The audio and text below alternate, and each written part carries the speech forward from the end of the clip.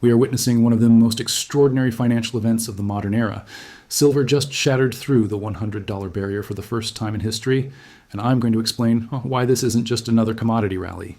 This is the beginning of a fundamental restructuring that will ripple through global markets in ways most people cannot even imagine right now.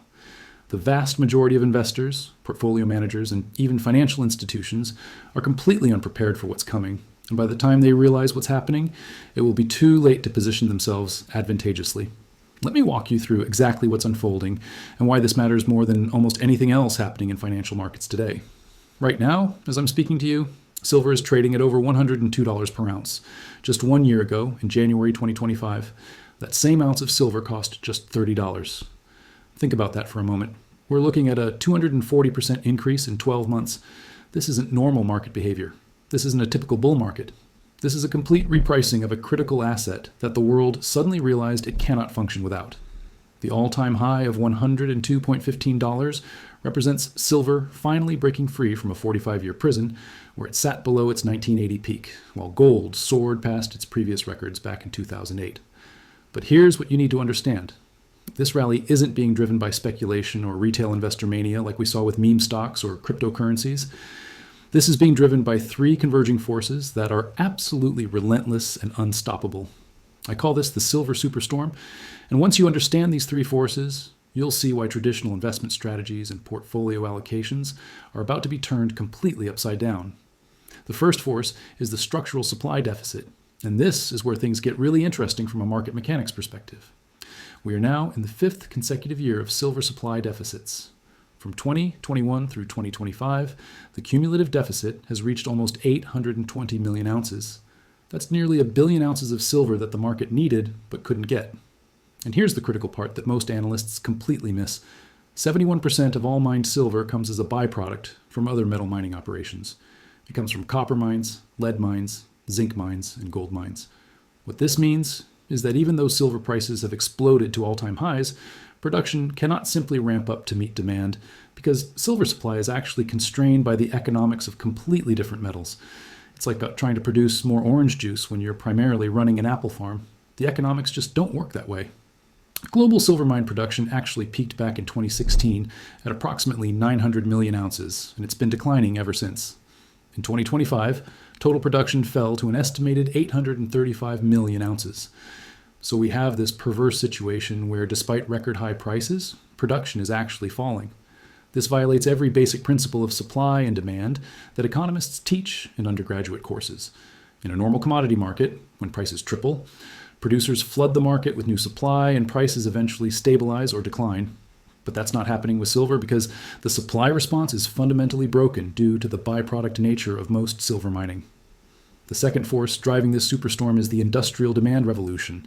And this is where silver transforms from being just a precious metal into becoming the most critical industrial commodity of the 21st century. Industrial fabrication demand reached a record 680.5 million ounces in 2024, and it's maintained that momentum through 2025. Now let me break down what's actually consuming all this silver because the numbers are staggering. Solar photovoltaic technology has become absolutely ravenous for silver. Back in 2014, solar panels consumed only 11% of industrial silver demand. By 2024, that number exploded to 29%. And we're just getting started. Global solar capacity is forecast to reach 665 gigawatts in 2026, and that capacity alone will consume between 120 and 125 million ounces of silver just for solar panels. The European Union has committed to delivering at least 700 gigawatts of solar capacity by 2030. Every single one of those panels requires silver because of its unmatched electrical conductivity properties. There's no substitute that works as efficiently. Then you have the electric vehicle revolution, and this is accelerating faster than almost anyone predicted even 2 years ago. The shift from internal combustion engines to electric vehicles is expected to fundamentally change automotive silver demand. EVs, especially battery electric vehicles, consume 67 to 79% more silver than traditional cars. The Silver Institute forecasts that EV vehicles will overtake internal combustion engines as the primary source of automotive silver demand by 2027, and EVs will account for 59% of automotive silver consumption by 2031. Electric vehicle production forecast for 2026 sits at 14 to 15 million units, and that's expected to add another 70 to 75 million ounces of silver demand. But wait, there's more. The artificial intelligence boom and data center expansion is creating entirely new categories of silver demand that didn't even exist 5 years ago. Data centers require massive amounts of silver for their electrical infrastructure, servers, switches, and critical components. Grid upgrades and data center infrastructure are expected to contribute an additional 15 to 20 million ounces of demand in 2026. The explosive growth of AI applications means we need more data centers, more processing power, and therefore more silver-intensive hardware. When you add up solar, electric vehicles, data centers, plus all the traditional industrial uses in electronics, medical devices, and other applications, you're looking at industrial demand that now accounts for approximately 60% of total silver consumption. This is a fundamental shift from silver being primarily a monetary metal or investment asset to being an absolutely critical industrial commodity that modern civilization cannot function without. The third force is the macroeconomic and geopolitical backdrop. And this is adding fuel to an already raging fire. The US dollar has been weakening, and that weakness accelerated in 2025, with the dollar index dropping over 8%. A weaker dollar makes silver more affordable for international buyers and tends to push precious metal prices higher. Federal Reserve rate cut expectations are creating a more favorable environment for non-yielding assets like silver. Markets are currently pricing in 2 rate cuts during 2026. And when real yields decline, the opportunity cost of holding silver decreases dramatically. Then you have geopolitical tensions that are off the charts. Trade disputes, conflicts over territory, supply chain disruptions, and political instability are all driving investors toward hard assets. When people lose confidence in paper currencies and government bonds, they move into physical assets like precious metals. And silver, trading at 1/20th the price of gold, offers an accessible entry point for investors who've been priced out of the gold market. China implemented export controls on refined silver effective January 1st, 2026, and this is tightening global supply even further. When major producing or refining nations start restricting exports, it creates supply shocks that can send prices into exponential moves. We're also seeing ETF inflows of 15 to 20 million ounces as institutional and retail investors pile into silver-backed exchange-traded funds. This investment demand is layering on top of the already tight industrial market, creating a perfect storm of physical demand that the market simply cannot meet with current production levels. Now let's talk about where prices are headed, because this is where things get really interesting, and frankly, a little scary for people who are unprepared. The gold-silver ratio has compressed dramatically from over 100 to 1 during its peak to around 50 to 1 currently. This means silver is outperforming gold on a relative basis, which is exactly what happens during the later stages of precious metals bull markets. Historically, when silver gets moving, it doesn't just outperform gold slightly, it absolutely crushes gold's returns because silver has this dual nature as both a monetary metal and an industrial commodity, giving it leverage to both sides of the market. Analysts are now openly discussing price targets that would have seemed absolutely insane just 2 years ago. Bank of America recently raised its 12-month silver target to $65, but that forecast was made before silver broke through $100, so it's already obsolete.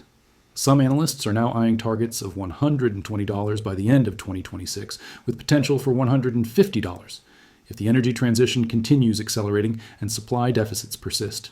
The Oregon Group released analysis examining whether silver could realistically hit $150 per ounce in 2026, and their conclusion was that while it's an aggressive scenario, the combination of constrained supply, industrial demand growth, and macroeconomic uncertainty makes it worthy of serious consideration. But here's where it gets even more interesting. Some of the more bullish forecasters are talking about scenarios where silver could reach $175 or even higher. These aren't random internet predictions from people with no credibility. These are coming from experienced precious metals analysts who've been following these markets for decades and who understand that in parabolic bull markets, prices can overshoot fundamental values by shocking amounts. During the last major precious metals bull market from 2008 to 2011, silver increased by 431%. If we see similar dynamics play out with today's structural deficits and monetary debasement concerns, triple-digit silver prices aren't just possible. They might actually be conservative estimates.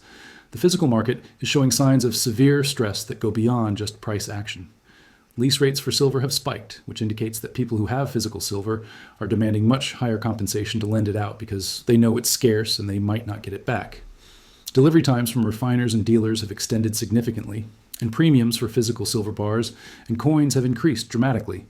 In some markets, you're paying 10 to 15% over spot price just to get actual physical metal delivered to you.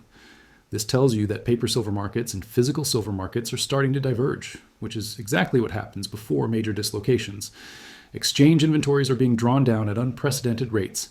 The vaults in London, which serve as the hub for global silver trading, have seen liquidity crunches that forced market participants to scramble for physical metal.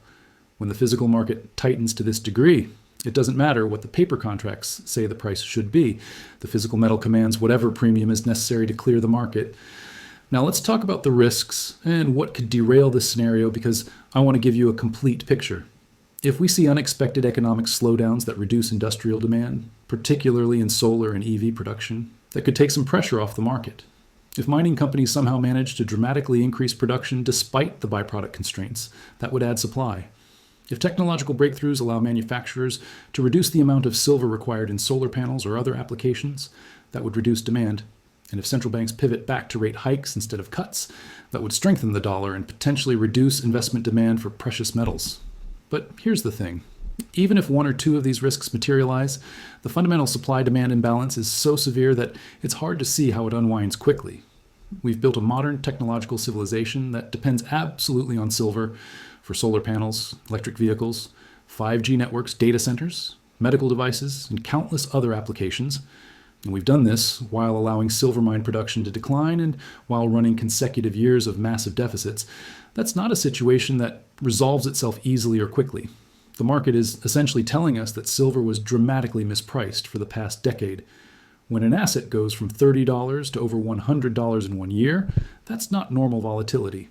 That's a fundamental repricing event where the market suddenly recognizes that the previous price was completely disconnected from underlying supply and demand fundamentals. And once these repricing events start, they tend to overshoot in both directions because markets are driven by human psychology, fear, and greed. So what does this mean for investors, and what should people be doing? If you have no exposure to silver at all, you're essentially making a bet that this entire thesis is wrong, that somehow supply will magically increase or demand will collapse, and that prices will come crashing back down. That's certainly possible, but given everything we've discussed, it seems like a very risky bet. Most financial advisors traditionally recommended holding 3 to 5% of a portfolio in precious metals as a hedge against currency debasement and economic uncertainty. Given what's happening with silver specifically, that allocation might need to be reconsidered. Physical silver in the form of coins or bars gives you direct exposure without counterparty risk. You own the metal, and in a scenario where paper markets dislocate from physical markets, that ownership could be extremely valuable.